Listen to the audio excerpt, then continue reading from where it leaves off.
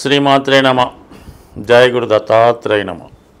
ఈ వీడియోలో మనం తులారాశి వారికి ఏప్రిల్ 6వ తారీఖు నుంచి 12వ తారీఖు మధ్యలో జరగబోయే వార ఫలాలు పరిశీలించినప్పుడు మరి ఈ వారం ఈ రాశి వారికి దశమ స్థానంలోకి కుజుడు దిగ్బలుడై రావడం జరిగింది.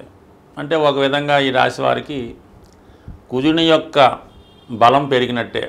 దీనివల్ల ఏదైతే వీళ్ళు ఏ రంగంలో ఉన్నా, అటు ప్రభుత్వ రంగ సంస్థల్లో కానీ, సొంతంగా రియల్ ఎస్టేట్ సంబంధించిన వ్యక్తిగత వ్యాపారులైనా ఉద్యోగులైనా ఈ కుజుని యొక్క స్థితి దశమ స్థానంలోకి రావడం వల్ల మీరు చాలా సమర్థవంతంగా మీ యొక్క వృత్తిని చేసుకోవడం జరుగుతూ ఉంటుంది. అలాగే చాలా కాన్ఫిడెన్స్గా ఏదైనా సాధించగలిగే ప్రయత్నం చేస్తారు. ప్రభుత్వ ఉద్యోగులకి బాధ్యత పెరుగుతుంది, కొత్త అవకాశాలు రావడం జరుగుతూ ఉంటుంది. అలాగే దశమంలో ఉన్నటువంటి కుజుడు చతుర్థ దృష్టితో రాశిని వీక్షిస్తూ ఉంటాడు. ఈ కారణం వల్ల ఏంటంటే మీకు మీలో ఉన్నటువంటి బలహీనతలు తొలగించుకోవడం జరుగుతుంది. శరీరాన్ని ఆరోగ్యాన్ని కాపాడుకునే ప్రయత్నం చేస్తారు. అంటే చాలామంది కొద్దిగా వ్యాయామం అని, రన్నింగ్ అని, వాకింగ్ అని, ఈ సిక్స్ ప్యాక్ అని ఇటువంటి వాటిలో పాల్గొని చక్కగా ఆరోగ్యంగా ఉండే ప్రయత్నం జరుగుతుంది. ఇది ఎక్కువగా ఈ పోలీస్ డిపార్ట్మెంట్లోనో లేదంటే ఏదన్నా ఫిజికల్ ఫిట్నెస్ సంబంధించినటువంటి ఉద్యోగాల్లో ప్రవేశిద్దాం అనుకున్న వారికి ఇది చాలా వరకు ప్రారంభంలో విజయాన్ని ఇవ్వడం జరుగుతూ ఉంటుంది. మొత్తం మీద చాలా స్కిల్స్ పెరుగుతాయి, కొత్త అవకాశాలు వస్తాయి. ఇక యాస్టీజ్గా మీకు ఎప్పుడైతే శని భగవానుడు ఈ మార్చి నెలాఖరు 6వ స్థానంలోకి ప్రవేశించాడో అప్పటి నుంచి మీ యొక్క సక్సెస్ అన్నది ప్రారంభమైనట్టే. ఇప్పుడు సక్సెస్ ఇచ్చే స్థానంలో శని భగవానుడు ఉన్నాడు. శని మీకు యోగకారకుడు, పైపెచ్చు మిత్రగ్రహాలైనటువంటి రాహుతో కలిసి ఉన్నాడు. ఇది కొత్తగా మీరు వ్యాపారంలోకి కానీ ఉద్యోగంలోకి కానీ ఏదైనా స్వతంత్ర వృత్తిలోకి ప్రవేశించడానికి చాలా అనుకూలంగా ఉంటుంది. అంటే ఇది సెలబ్రిటీ రాశి కాబట్టి అటు సినిమా ఇండస్ట్రీలో ప్రవేశించాలన్నా, సాఫ్ట్వేర్ రంగంలో ప్రవేశించాలన్నా, లేదా రైల్వే డిపార్ట్మెంట్లో ప్రవేశించాలన్నా, లేదంటే ఏరోనాటికల్స్, విమానాలు, అత్యాధునిక పరికరాలు ఎప్పుడైతే శని భగవానుడు 6వ స్థానంలోకి ప్రవేశించాడో అక్కడ నుంచి తులారాశి వారి యొక్క జీవితం మారినట్టే. ఇప్పుడు మీరు కొత్తగా ఇండస్ట్రీ ప్రారంభించాలన్నా, కొత్తగా వృత్తిలో ప్రవేశించాలన్నా ఇది చాలా అనుకూలమైనటువంటి సమయం. శని రాహుల కలయిక వల్ల సినిమా పరిశ్రమలో కానీ, సాఫ్ట్వేర్ రంగంలో కానీ, లేదంటే ఈ ట్రాన్స్పోర్ట్ సంబంధించినటువంటి రైల్వేసు, ఎయిర్లైన్సు వాటిలో కూడా చాలా వరకు మీకు అవకాశాలు రావడం జరుగుతూ ఉంటుంది. అలాగే ముఖ్యంగా రాష్ట్రాధిపతి శుక్రుడు శనితో కలియడం వల్ల ఈ రాశిలో ఉన్నటువంటి స్త్రీలకి ఒక అధికార పదవి రావడం జరుగుతూ ఉంటుంది. గతంలో మీరు కోల్పోయినటువంటి పదవి కానీ, కొత్తగా మీకు వారసత్వంగా రావాలని పదవి కానీ ఏదైనా మొత్తం మీద ఈ రాశిలో ఉన్నటువంటి స్త్రీలకి అటు రాజకీయ రంగంలో ఉన్న, సెలబ్రిటీ రంగంలో ఉన్న కంపల్సరీగా మంచి గుర్తింపు, అధికార హోదా లభిస్తుంది. 10 మంది ఈర్ష్యపడే విధంగా మీ యొక్క హోదా పెరగడం జరుగుతూ ఉంటుంది. ఎక్కువగా తులారాశిలో జన్మించిన వారిలో మగవారి కన్నా స్త్రీలకే ఎక్కువ ఇంప్రూవ్మెంటు, సుఖ సౌఖ్యాలు, అదృష్టం రావడం జరుగుతూ ఉంటుంది. సో ఈ కారణం వల్ల ఈ రాశిలో ఉన్నటువంటి స్త్రీలకి అటు వివాహ ప్రయత్నాలు ఫలిస్తాయి, ఉద్యోగ ప్రయత్నాలు ఫలిస్తాయి. ముఖ్యంగా ఇంకోటి ఏమైందంటే భాగ్య లాభాధిపతులైనటువంటి బుధ రవిలు 6వ స్థాన ప్రవేశం వల్ల ఎవరైతే ప్రభుత్వ ఉద్యోగంలో సర్వీస్ కొరకు కానీ ప్రయత్నం చేస్తుంటారో, అంటే మొత్తం మీద సివిల్స్, గ్రూప్ 1, గ్రూప్స్ రాస్తుంటారు, అటువంటి వారికి ఈ గ్రహస్థితి అనుకూలించడం జరుగుతూ ఉంటుంది. పెండింగ్లో మీకు రావాల్సినటువంటి ఉద్యోగం ఏమైనా ఉంటే ఈ సమయంలో మీకు సాధించవచ్చు. ఇంకొక అవకాశం ఏంటంటే మీకు వారసత్వం ద్వారా కొన్ని పదవులు రావడం జరుగుతుంటాయి. నామినేటెడ్ పోస్టులు అవ్వచ్చు, ఏదైనా ఎండోమెంటు డిపార్ట్మెంట్లో కానీ, లేదంటే ఏదన్నా పెద్ద పెద్ద సంస్థల్లో మీ పెద్దవారికి వారసత్వంగా వచ్చే పదవి కానీ ఏదో కారణాంతరం వల్ల మీ పెద్దవారు ఆ పదవి నుంచి తప్పుకొని ఆ పదవిలో మిమ్మల్ని నియమించడం కానీ జరుగుతూ ఉంటుంది. అలాగే కొత్తగా ఉత్సాహంగా మీ పెద్దవాళ్ళు ఒక రాజకీయ రంగంలో ఉన్నా, ఒక వైద్య వృత్తిలో ఉన్నా, ఒక వ్యాపార రంగంలో ఉన్నా, మీరు మీ పెద్దవారు ముఖ్యంగా మీ తండ్రి గారు లేదా తాతగారు చేస్తున్నటువంటి వృత్తిలోకి మీరు ప్రవేశిద్దామనుకుంటే ఇది చాలా అనుకూలమైనటువంటి సమయం. చక్కగా మీరు ట్రైనింగ్ తీసుకొని నెమ్మదిగా మొత్తం బాధ్యతలు మీకు వచ్చే విధంగా ఈ గ్రహస్థితి సహకరిస్తుంది. సో ఏదేమైనా 6వ స్థానంలో ఉన్నటువంటి గ్రహాలు ఉద్యోగానికి బాగా సపోర్ట్ చేస్తాయి.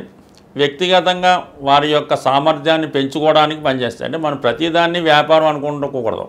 కొన్ని స్వతంత్ర వృత్తులు ఉంటాయి, వ్యాపారం కింద రాకుండా ఒక విధంగా సర్వీస్గానే ఉండడం జరుగుతుంటుంది. కాబట్టి ఏదైనా ఈ రాశివారు ఉద్యోగ సంబంధించిన విషయాల్లో మాత్రం చాలా అనుకూలంగా ఉంటుంది. అయితే వ్యాపారం స్టార్ట్ చేయాలి అనుకుంటే మాత్రం చాలా వరకు ఆలోచించాలి. అంటే వ్యాపారాన్ని సప్తమ భావం చెప్తూ ఉంటుంది. దానికి గ్రహాలన్నీ కూడా 12వ స్థానమైనటువంటి 6లో ఉండడం వల్ల మీరు ఏదైనా వ్యాపారం చేస్తే కొన్నాళ్ళకి అది మూసేసి మళ్ళీ మీరు ఉద్యోగానికి రావాల్సి ఉంటుంది. కాబట్టి స్వతంత్ర వృత్తి కానీ ఏదైనా ఉద్యోగంలో కానీ వారసత్వంగా వచ్చే పదవిలోకి ప్రవేశించడానికి ఇది చాలా అనుకూలంగా ఉంటుంది.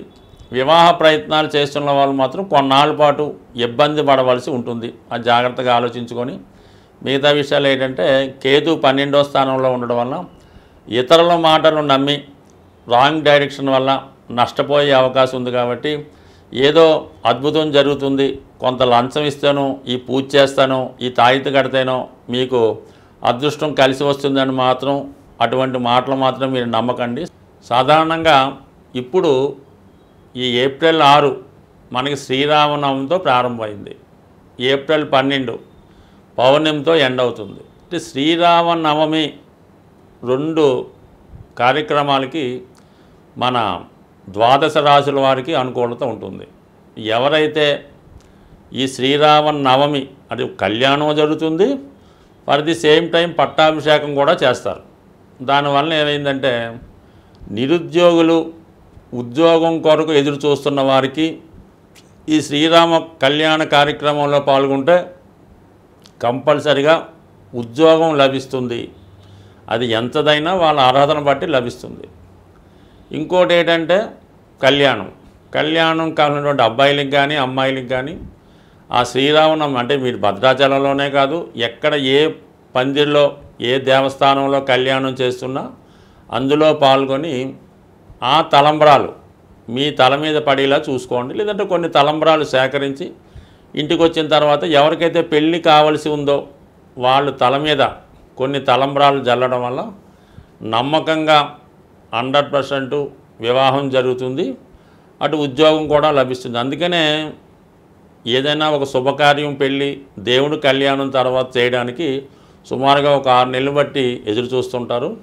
మరి చాలా హ్యాపీగా ఈ వారం ఏర్పడినటువంటి శ్రీరామనవమి చాలా వీళ్ళిద్దరికీ కూడా చాలా అంటే నిరుద్యోగులకి వివాహం కావాల్సిన వారికి అనుకూలంగా ఉంది. ఇక తర్వాత ఏంటంటే ఏప్రిల్ 12 పౌర్ణమి.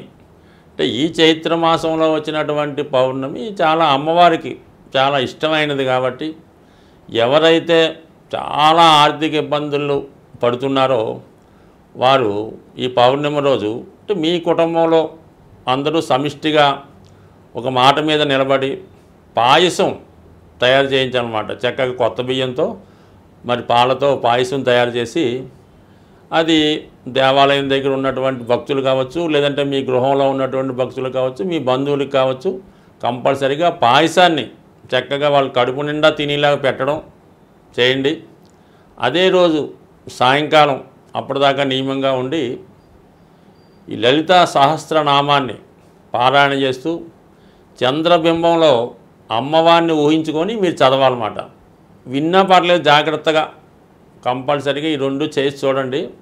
ఈ 2 నియమాలు మీరు నియమంగా చేస్తే 100% మీకు అటు వివాహం, అటు ఉద్యోగం, ఇటు ఆర్థిక సమస్యలు 100% తొలుగుతాయి. అంటే ఒక విషయాన్ని మీరు మీ కుటుంబంలో చాలా దీర్ఘకాలికంగా అప్పులు సమస్యలు ఉన్నాయి అనుకున్నప్పుడు ఆ కుటుంబంలో ఉన్న సభ్యుల మధ్య ఏకాభిప్రాయం లేదన్నమాట. అంటే ఒకరి మాట ఒకరికి వినకపోవడం, ఒకరికొకరికి పడకపోవడం ఇవి జరుగుతూ ఉంటాయి. ముఖ్యంగా భార్య భర్తని ద్వేషించడం ఇలాంటి కార్యక్రమాలు జరుగుతుంటేనే ఆ గృహంలో శుభకార్యాలు వాయిదా పడుతుంటాయి. అలాగే రుణాలు పెరుగుతూ ఉంటాయన్నమాట. సో అందువల్ల ఏంటంటే ముఖ్యంగా పిల్లలు, అంటే పిల్లలంటే ఏముంది, 30 సంవత్సరాలు దాటినా కూడా పెళ్ళిళ్ళు కాకుండా ఉద్యోగాలు లేకుండా ఉన్నవాళ్ళు వీళ్ళు ఎక్కువగా తల్లిదండ్రులను విమర్శిస్తూ ఉంటారన్నమాట. మాకేం చేయలేదు, మమ్మల్ని చూడలేదు, ఏదో విధంగా ఇబ్బంది పెడుతూ అవహేళనగా మాట్లాడుతూ ఇతరుల దగ్గర చిన్నబుస్తూ ఉంటారు. ఇది చాలా పొరపాటు అయినట్టు. మీ ఫాదరు, మీ తండ్రి వాళ్ళు ఎటువంటి వారైనా అవ్వచ్చు, వాళ్ళని గౌరవించి వారి మాట వినడం ద్వారా మీరు ఏదైనా పని చేసినప్పుడు వాడితో చెప్పి చేయడం వల్ల కంపల్సరీగా మీ యొక్క జాతకంలో సూర్యుడు యాక్టివేట్ అవుతాడు, చంద్రుడు యాక్టివేట్ అవుతాడు. దీనివల్ల మీకు ప్రభుత్వ ఉద్యోగాలు లాంటివి రావడం, పెళ్ళిళ్ళు జరుగుతుంటాయి. సో ఏదైనా ఒక సమిష్టి నిర్ణయం, అందరూ కలిసి ఉండడం ఇది కంపల్సరీగా చేసుకుంటే మీ కుటుంబంలో ఏ సమస్య అయినా కూడా 100% సాల్వ్ అవుతుంది. స్వస్తి.